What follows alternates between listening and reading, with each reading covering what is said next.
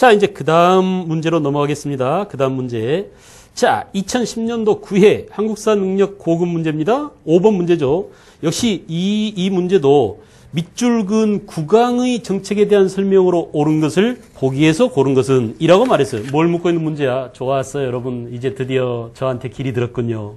뭘 묻는 문제라고? 인간에 대한 문제야. 사람에 대한 문제. 역시 역사는 그 주인공이 인간이기 때문에 역사 문제 가운데 태반이 인간을 묻는 경우가 많습니다. 꼭 이렇게 개인 인물을 묻지 않는다고 하더라도 뒤에 가면 어때요? 이제 신진사대부 또는 뭐 향리, 문벌귀족, 권문세족, 그죠? 전부 다 이게 바로 인간이든지 개인이든지 인간 집단이든지 어떤 세력 계층이든지 이렇게 역사의 주인공이 사람이기 때문에 사람을 잘 묻지 않을 수가 없다 이거야. 오케이? 그래서 우리가 사람들 중심으로 공부를 하시라. 선생님이 지금 높아시면서 자꾸 이걸 강조하는 이유는 뭡니까? 그냥 여러분들이 책을 읽거나 참고서를 보거나 문제를 풀다가 사람이 나오면 그 사람과 관련된 언어적 표현들을 잘 알아둬야겠구나. 이게 이제 다른 사람과 여러분들이 공부할 때 차별화를 시킬 수 있는, 알았어요? 아, 이렇게 해서 역사를 하나의 지식 덩어리로 세팅시켜서 공부해야 역사가 빨리빨리 되는구나. 역사 공부가 빨리빨리 이루어지는구나. 그리고 오래 가는구나. 이런 것들을 깨달을 수 있어요. 됐습니다. 인물을 묻는 국왕에 대해서 묻고 있죠. 그러면 여러분, 자, 이제 어떤 국왕이냐는 어디서 찾아야 돼? 결국은 여기서 승부를 봐야 됩니다. 그래 안 그래? 여기에 뭐가 나오겠어요? 이 사람이 누구인가에 대한 구체적인 단서가 많이 주지는 않습니다. 어려운 문제일수록 조금 주고 쉬운 문제일수록 노골적으로 주고, 알았어요? 이게 뭘 결정해? 난이도를 결정한답니다. 그래 안 그래? 여기서 찾기가 쉬웠는데 밑에 여기서 찾기가 또 어렵다. 그러면 난이도가 더 올라가겠죠. 이렇게 어떤 시험의 문제의 난이도가 이런 방식으로 결정됩니다. 알았어요? 그래서 어떤 단서를 조금 보여주고 추론해서 사람이나 시기나, 알겠어요? 또는 뭐 사건에 대해서 결론 내려봐라. 그것을 다시 보기에서 셀렉션해라. 골라라. 이런 것들이 논리가 얼마나 굴절되어 있느냐, 몇 번씩 논리가 들어가 있느냐, 이런 것들이 상중하 선생님이 난이도를 정한 근거가 바로 여기에 있답니다. 알겠어요? 여러분도 공감할 수 있겠죠? 그래 안 그래? 내가 마음대로 한 게 아니야. 알았어요?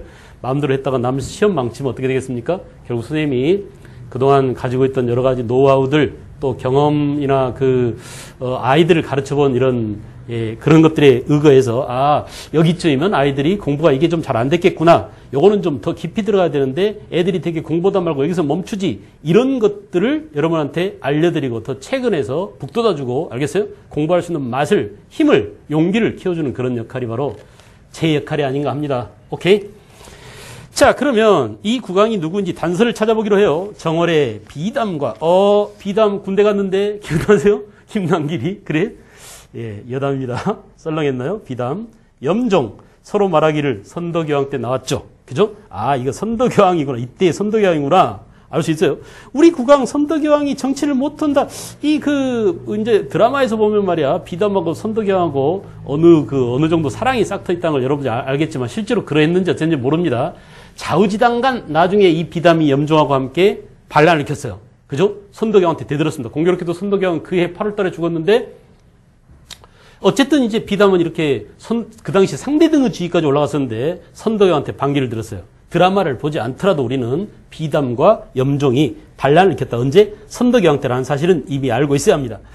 8월에 국왕이 돌아가시자 낭산에 제사를 지냈다라고 했는데 이 국왕이 살아있을 때 선덕여왕이 어느 날 신하들을 불러가지고 이제 애언을 한 겁니다. 내가 죽으면 불교에서 말하는 도리천이죠. 도리천에 장사를 지내도록 하라. 그 도리천이 어디 있느냐? 낭산 남쪽에 있다라고 했다 이거야. 그런데 아니나 다를까 선덕여왕이 죽었어요. 신하들이 낭산 남쪽에 장사를 지냈는데 도리천이 아직 없습니다. 그러나 그 뒤에 문무왕 때 이르러서 그 선덕여왕 무덤 아래에 사천왕사를 만드니까 저 불교의 도리천과 사천왕사 구조와 똑같은 모양이 되더라. 알겠죠?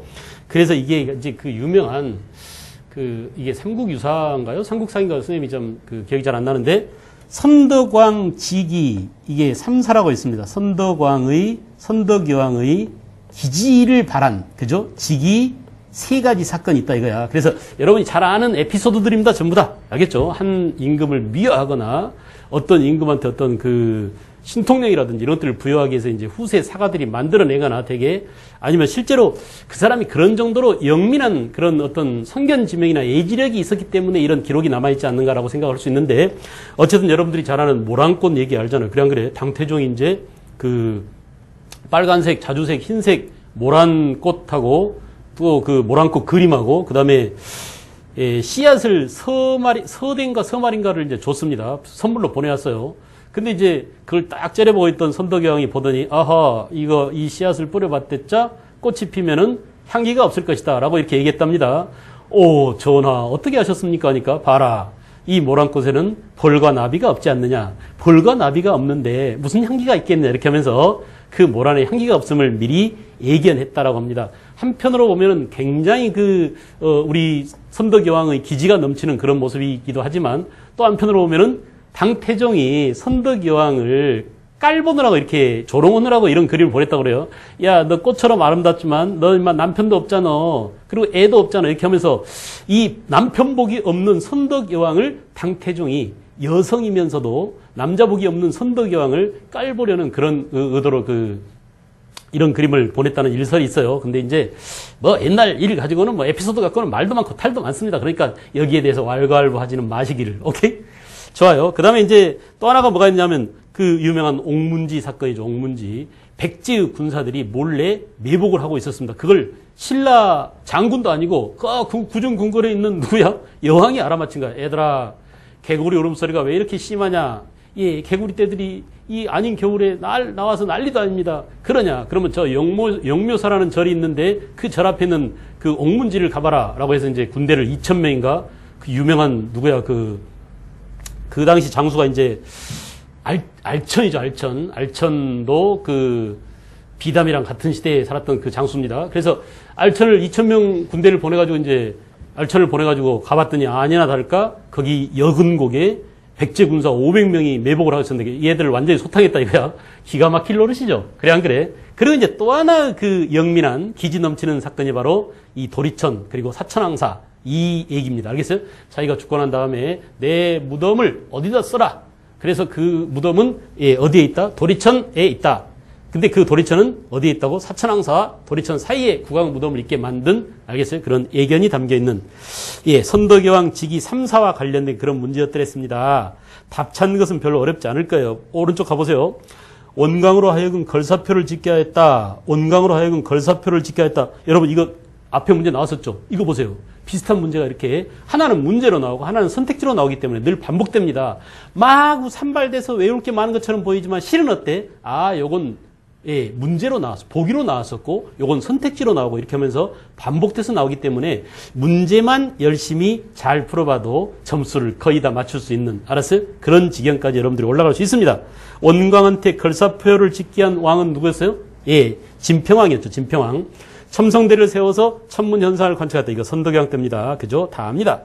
김춘추를 고구려에 파견하여 군사를 청하였다. 그죠? 고구려 백제가 하도 괴롭히니까 이제 고구려한테 군대를 요청했지만 고구려가 거절했어요. 오히려 김춘추를 인질로 잡았는데 거기서 유명한 귀토설화가 나오죠. 토끼와 자라 설화. 그래 안 그래? 그래서 결국은 그 김춘추가 탈출했습니다. 그 다음에 이것도 선덕여왕 때니까 니은 디귿이 답이 되겠네요. 청소년 조직인 화랑도를 국가적 조직으로 개편했다. 여러분 이 표현, 이 언어적 표현. 화랑도를 국가 조직으로 개편한 왕은 누구밖에 없다?